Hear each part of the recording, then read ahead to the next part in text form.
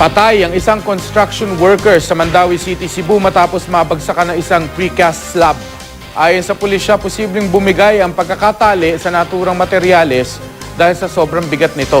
Makibalita tayo kay Alan Domingo ng GMA Cebu. Nabagsakan ng isang precast slab ang chief carpenter ng isang ginagawang condominium building sa Mandawi City, Cebu. Ayon sa pulisya, bumigay ang pagkakatali sa slab mula sa ika-12 palapag ng gusali. Bumagsak ito sa biktima na nasa ground floor ng construction site. Agad siyang binawian ng buhay.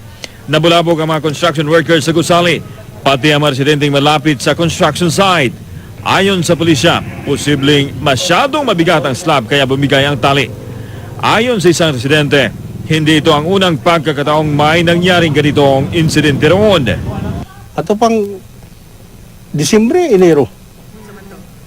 Kuwan hapon, nahugan is aksidente gihapon. Ang crane gihapon naputol ang kable.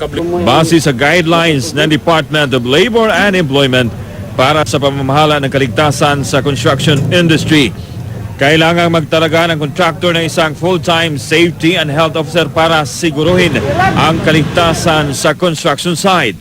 Sa ngayon, wala pa raw nakakausap ang mga pulis na tauhan ng contractor at maging ang may-ari ng ginagawang condominium. Sinusubukan pa rin ng GMA News na hingin ang kanilang panig kaugnay nito. Alan Domingo, Nagbabalita, Pilipinas.